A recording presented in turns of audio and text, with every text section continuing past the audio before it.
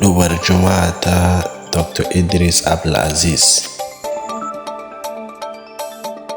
لنا إلا ما علمتنا إنك أنت العليم الحكيم. السلام عليكم يا musulmi.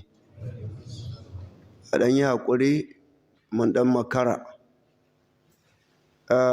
ba tare da ɓata lokaci ba, kamar yadda aka saba. Zan yi bayani akan abin da huɗubar mu ta yau take ƙunshe da shi. Da farko abubuwan da mu tattauna a kansu abubuwa guda biyu ne, dukansu mai da raddi ne. Ɗaya raddi ma ɗan ɗariƙa, ɗaya raddi ma ɗan izalan gargajiya na Jos. Ɗaya zai mai da raddi ma kansa, ɗaya kuma zan mayar masa da raddi, shehinsa ma dai mayar masa da raddi.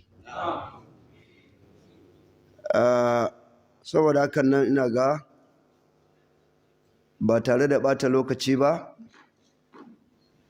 zan fara. Ban sani ba wane ne da mu fara da shi malamin izala na Jos ɗin koko da ɗan ɗariƙa ɗin. Kun san matsalar shi ne yanzu sun fai maja ne,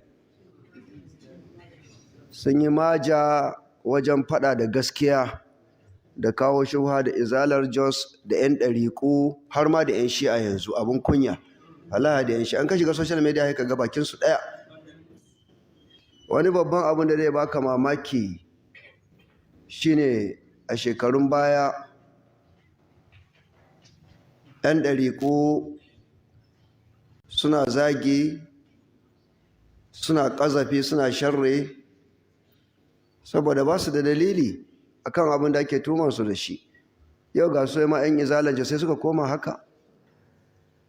In ka ji ana zagi akan abin da na faɗa sai ka samu ko ɗan izalance ne, ko ɗan shi'a ne, ko ɗan ɗariƙa ne.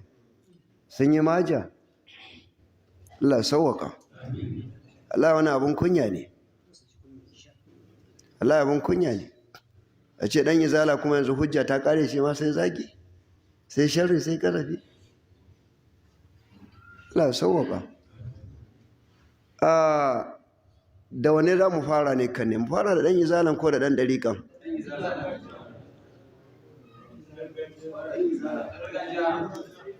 Me za ku kace a fara da su 'yan gargajiyar?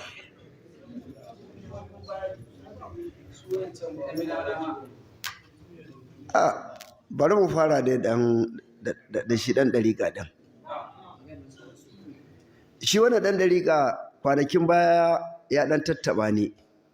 Amma dai ka san in ni ka taɓa ni shaksiyar ni ƙashin kaina ni baya damuna. Amma in ka taɓa abin da na faɗa na gaskiya to shi ne zan mayar maka da raddi. Kuma haka annabawa suke. Annabawa da manzanni dan ka taɓa shaksiyarsu ba su yaƙanka, sai in ka taɓa abin da suka zo da shi. In kuka duba manzo Allah, an ce masa mahaukaci, an ce masa mawaƙi, an ce masa wanda aka sihirce shi, amma ba taɓa ce yaƙi akan wannan ba. Wannan kawai ya bar su da Allah. Amma lokacin da abin da ya zo da shi aka nemi a hana a karɓa, aka nemi a ɓata, to lokacin da aka ce a yaƙe su. Saboda haka sai sa duk mai da'awa inda yana bi ta manhaji na manzo Allah sallallahu alaihi wasallam, dan an taɓa shi ƙashin kansa wannan kar ya dame shi. Amma an taɓa gaskiyan da yake kira a kai to sai tashi kare gaskiyan. Ta shi ma na ɗan ɗariƙa ɗin kwanakin baya ɗan tattaɓa ni, to sai na ga ƙashin kai na ya taɓa, to na gani ba buƙatan ce masa komai. To amma nan karo sai na ga ya fito yana kare hayaniya da shubha ta izalan Jos. Sai zan ce to barin haɗa su gaba ki ɗaya markaɗa. Idan aka markaɗe shi ka an riga an wuce da shi kenan, kuma ba sake waiwayarsa. Ba za mu waiwaye shi ba kuma muka markaɗa shi. Ban san ma me dan kira shi ba ne. Shi da ya zo ya saba ma shehinsa Ibrahim Yas, yake goyon ba izalan Jos akan sake hannu a sallah. Ban san me yasa ya haka ba.